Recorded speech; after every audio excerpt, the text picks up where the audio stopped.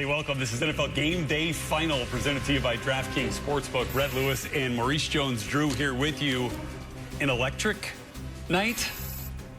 Yeah, before the rain delay, it was awesome. I was trying to give you some lightning on that one. But yeah, we did have the lightning delay, and really it felt like 2 games, Maurice. We had no punts before the lightning delay, and then things really tightened up once the 2 teams came back out onto the field. But the Cowboys had their chances in this game, especially late. Let's show you their final drive and talk through this one here, Maurice. I mean, look, it started out with some promise here, and there were opportunities. Dak was on fire. Yeah, Dak put the ball. That was the only mistake he made there, that last throw.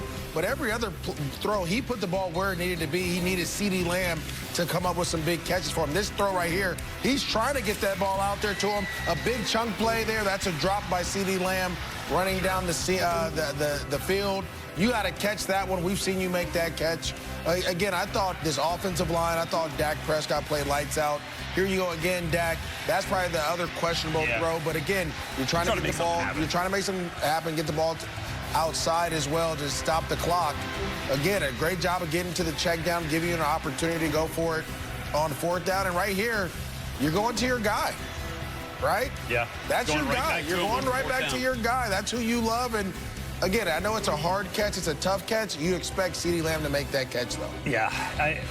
That's a tough one to categorize as a drop, considering, you know, he completely sold out to get that done. But a catch he's going to want to make for sure in that scenario, in that situation. But look, I mean, really after the lightning delay, also had another kind of, you know, one he couldn't come up with before that final drive. These were uncharacteristic plays from CeeDee Lamb that, you know, he normally makes, and he had a pretty good night regardless. Yeah, I mean, CeeDee had over 100, and he played really well, but that one there, that's a big one. That could have been an interception.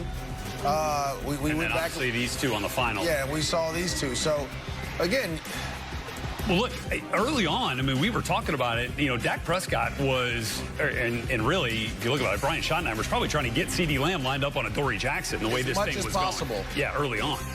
And this is the matchup they want, right? I know Cooper DeJean has played really well, but CeeDee Lamb in the slot versus Cooper DeJean on a wheel route in single high man coverage, give me that 99 times out of 100.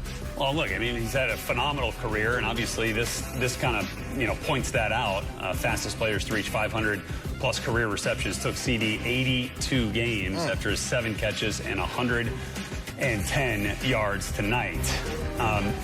And look, he was obviously the leading receiver. George Pickens, 3 catches, 30. He had a big catch on that final drive that kind of helped get things rolling. Didn't maybe see as much of an impact from Pickens on this night as maybe you thought you might. I think you talked about it. Dory Jackson was on him a majority of the time. That's who they were targeting. They found the guy they wanted to go after offensively, and they found ways to get that receiver that was on him the ball. If it wasn't him, it was Ferguson who was going across the middle. So they had a game plan of who they wanted to attack. They kind of stayed away from Mitchell a little bit until he started to shadow CeeDee Lamb, and then he started to go other places.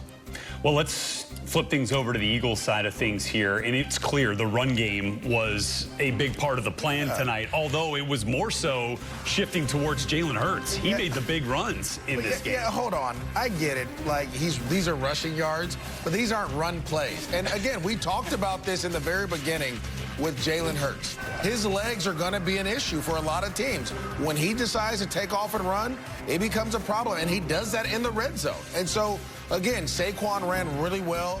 I thought he did an awesome job, but it was Jalen Hurts' legs on 3rd down. It was his legs in the tight red zone that pushed this team over the top. And again, that's what you expect out of a mobile quarterback. Look at all this green grass. You lose. No, I get they're not running plays, but yes, you know, on something. Running backs, we categorize those as miscellaneous yards. Miscellaneous. Yeah, because those aren't designed. It's not an RPO or a read option or cute quarterback power or anything. These are just scrambles. An awesome job by him, right? And so to me, this is what makes the Philadelphia Eagles special and dangerous for the NFL, because you could try to stop Saquon all you want, and the Cowboys did a great job at the end of the game of stopping him. But guess what? Jalen Hurts' legs ended up. He made the plays. Yeah, he ended up being the playmaker at the end. He ends up getting the first 2 touchdowns on the ground, and then the play to seal it and win it. He was never going to throw that ball. No, he wasn't. We went empty to see you're not blitzing. Right. Right. Are you blitzing? No. Right. Okay. I'm gonna let everyone run and do their thing, and then I'm gonna scramble. But the thing that we had talked about, all day and really for the last couple of weeks now and the last couple of days, especially since the Parsons trade, was the improvement that the Cowboys could make in the run game defensively. They were stout after that delay. There you go. Saquon, 18 carries, 60 yards, just a 3.3 yards. He had 11 carries before that delay for like 62 yards. Yeah, and so they definitely stepped up afterwards. Really, the Eagles did too. 63-minute delay started with lightning that cleared the field with 4:44 to go in the third quarter. Players hit the locker room. Trayvon Diggs got some cold cuts. Everybody was just kind of chilling for a little bit. They came out, 15-minute warm-up, a resumed play around 11:30 Eastern time, and it was a completely different game. Yeah. No punts before that, and then no scores after. What did you see change for the Eagles offense, or rather maybe the Cowboys defense? I felt like the Cowboys defense got a chance to have a second halftime. Yeah. And go out there and make adjustments. And you saw that. They started to blitz more off the edge, right? Trayvon Diggs comes off on a passing situation, forces Jalen Hurts to throw the ball. They started to run blitz a little bit. Look at these guys triggering downhill. Oh, yeah. There's nowhere for the running back to go. And before that, guys were doing other things. Look at the effort by guys. That's another blitz where Jalen Hurts was able to get out of it. They're slanting the line. It was just a different game plan after that rain delay. And you saw the coverage and you saw the plays. They started stunting and making Jalen Hurts hold the ball a little bit. Look at these guys get after the run. Yeah. This is what Jerry Jones talked about when he made that trade with Micah Parsons, saying, look, we brought in another guy, a defensive tackle, to help stop the run and make us a little bit more stout. Yeah. And that's what you got there at the second half of that game. It did. And look, Jalen Hurts didn't have a ton of work through the air either. 152 yards. He was pretty efficient, just 19 of 23. It took 58 minutes and 9 seconds for A.J. Brown to get targeted. Yeah, that's tough. We can't have that. What does that tell you? Cowboys did a nice job with their plan and taking him away? That's a game plan issue, because literally I could just put you out there and throw a receiver screen. That's his only target, only catch. I could throw a receiver screen to you and get you out on space. I mean, this guy is 225 pounds.